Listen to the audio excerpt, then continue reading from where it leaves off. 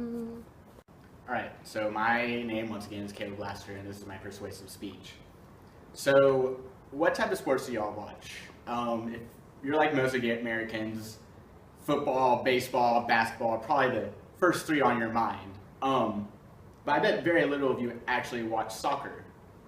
And like most of you, I would also guess that football is your favorite sport to watch, period, as it is with most Americans.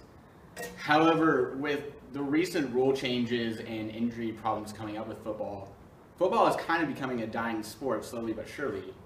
So it kind of begs the question: so what will you all watch if football doesn't exist anymore? And I too was once a really big fan of football until just recently when I kind of got fed up with the Cowboys, as I'm sure most Cowboys fans are now. And I turned to soccer actually after watching the 2010 World Cup, and I've just become this huge fan of soccer. And so I'm going to tell you guys about my experience and why I think soccer is better than football. It has way more action, it has this incredible atmosphere and history, while football in all reality has really little action. And like I said before, it's just kind of this dying sport. In a recent Wall Street Journal newspaper thing, I forgot the word, it said the researchers who were looking at football said that there's actually only 11 minutes of actual action in a football game. And when you think about it, there are 4 quarters of 15 minutes. So an average football game is an hour without any stopping, and there's only 11 minutes. Whereas a total of 67 minutes, so even longer than a football game, is spent watching the football players just stand around. I mean, I don't know about you guys, but that doesn't sound like a whole lot of action to me. And then especially recently, a lot of health issues have been coming up with football, especially concerning concussions and whatnot. And Junior Seau, some of you might have heard of this, is kind of this big name linebacker who used to play for the Chargers, killed himself. And in the USA Today article about it, researchers claimed that it was due to a disease called CTE, which is caused by concussions in the head. Now, Junior Seau never went out with a concussion in his entire career, yet he still suffered from concussion-like symptoms, which eventually led him to killing himself. And so because of that, there have been some recent rule changes like no helmet-to-helmet contact and no peel-back blocks, where the runner will turn around and block someone to keep from catching up.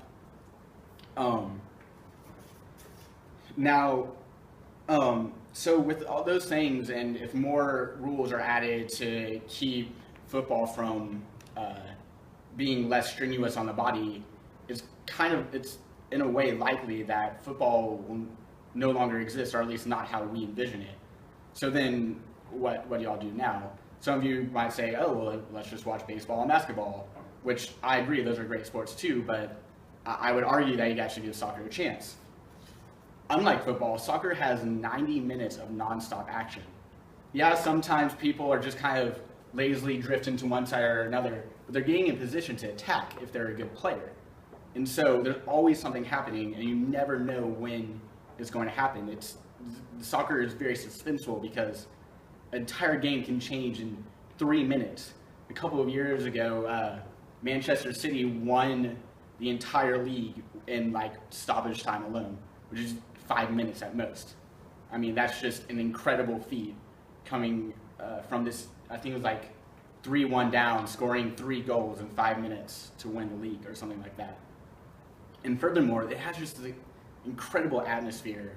I'm sure a lot of you have heard about soccer fans chanting, and I have a scarf here today from my favorite team, Tottenham. And, some of you may have seen the images of them holding up their scarves and chanting as one, in which when you just hear all these people, some 30,000 or more, singing this one line, this just wave of energy just comes over you and gives you goosebumps. It's just incredible.